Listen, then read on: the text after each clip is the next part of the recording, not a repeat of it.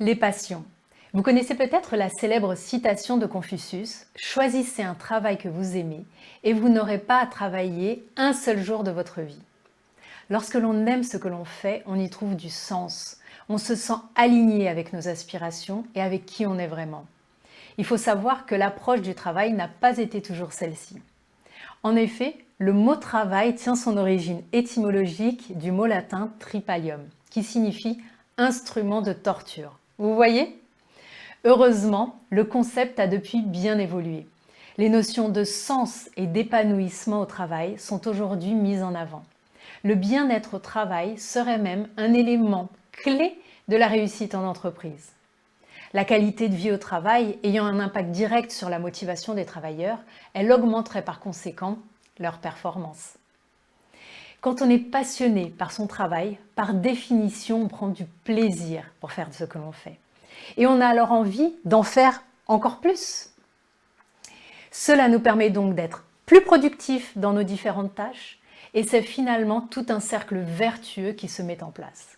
La fierté que l'on ressent à chaque étape, à chaque accomplissement, nous pousse à vouloir avancer encore et encore en direction de nos objectifs.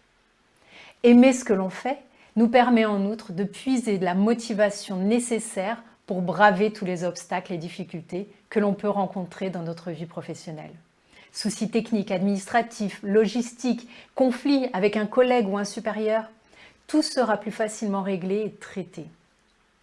Lorsque notre motivation profonde, notre grand pourquoi est comblé et bien présent dans notre vie professionnelle, cela nous permet d'aborder les choses avec plus de légèreté et d'efficacité. Les bénéfices sur notre vie et sur notre bien-être sont toujours supérieurs aux désagréments rencontrés, quels qu'ils soient. C'est d'ailleurs pourquoi on pourra même parfois se révéler très combatif. Outre le fait de réussir à travailler parfois de nombreuses heures sans nous en rendre compte, être passionné par ce que l'on fait permet de réellement progresser et nous améliorer. Nous sommes en effet toujours enclins à suivre les évolutions de notre domaine d'activité. Nous sommes toujours en veille sur ce qui se fait de mieux, et cela naturellement. C'est un réel plaisir de se former et d'acquérir de nouvelles connaissances et de nouvelles compétences.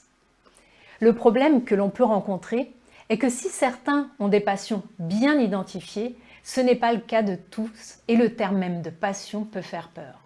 Si c'est votre cas, envisagez cette étape avec l'approche de ce qui vous plaît, ce qui vous procure du plaisir. Cela peut être une activité de loisir, un sport, un instrument de musique, mais aussi une cause qui vous tient à cœur, comme l'environnement ou l'égalité professionnelle.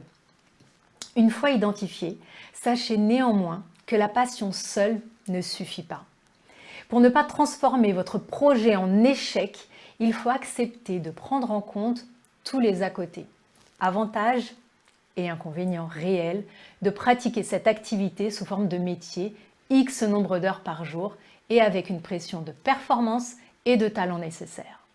Mais à ce stade de la réflexion, ne vous mettez aucune limite. Sachez que toutes les passions peuvent être adaptées en projet professionnel viable. Prenez un passionné de photographie par exemple. Il peut devenir photographe, mais aussi travailler dans l'édition, le journalisme, la mode. Plein de secteurs professionnels peuvent lui permettre de pratiquer cette passion au quotidien ou de manière détournée. N'hésitez pas à prendre du temps avec vous-même pour pouvoir vous rendre compte de ce que vous aimez, ce qui vous anime, pour réussir à capter les éléments communs à vos différents centres d'intérêt.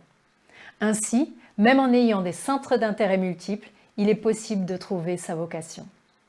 Je vais vous proposer ici quelques pistes pour identifier vos passions, ce que vous aimez faire ou les causes et sujets qui vous tiennent à cœur. Piste numéro 1.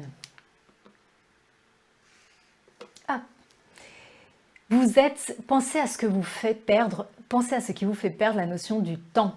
Vous êtes en état de flow, cet état d'expérience optimale lorsque vous êtes tellement concentré sur quelque chose que vous n'avez pas conscience de ce qui vous entoure, du temps qui passe ou même de la fin.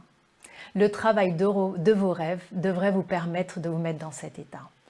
Posez-vous la question, que faites-vous, qu'avez-vous déjà fait qui vous ait mis dans un tel état ? Encore une fois, n'hésitez pas à mettre pause sur cette vidéo pour pouvoir répondre à ces questions et approfondir le sujet. Deuxième piste pour identifier vos passions.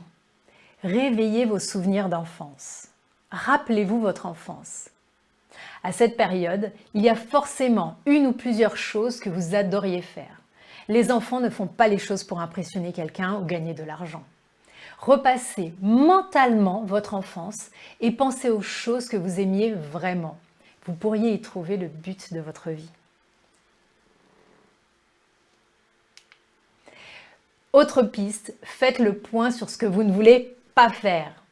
Un moyen simple pour trouver ce que vous voulez faire, c'est de faire le point sur ce qu'on ne veut pas faire. La partie la plus importante de cet exercice, c'est de comprendre pourquoi vous ne voulez pas pratiquer certaines activités. Une carrière dans la finance vous rebuterait parce que vous voulez faire quelque chose de plus créatif? Une fois que vous êtes au clair là-dessus, vous pouvez limiter vos recherches aux domaines qui stimulent véritablement votre créativité. Autre piste, lisez des biographies. Lisez les biographies de personnes différentes qui travaillent dans des domaines complètement différents des vôtres. Voyez si les intérêts qui ont poussé ces personnes à entamer cette carrière font écho aux vôtres. Vous verrez que vous pourriez être surpris. Et puis, autre piste à nouveau, questionnez votre entourage, mais là différemment. Mais prenez la posture d'un journaliste et adressez-vous avec curiosité aux métiers et passions des personnes qui vous entourent. Cette approche pourrait révéler chez vous certaines passions oubliées ou inconscientes. Le grand avantage que vous aurez à être passionné par votre métier, c'est que vous pourrez consacrer une immense énergie à votre travail sans avoir l'impression de travailler. La passion devient alors votre moteur de réussite. J'espère que c'est plus clair pour vous. C'est à vous de jouer.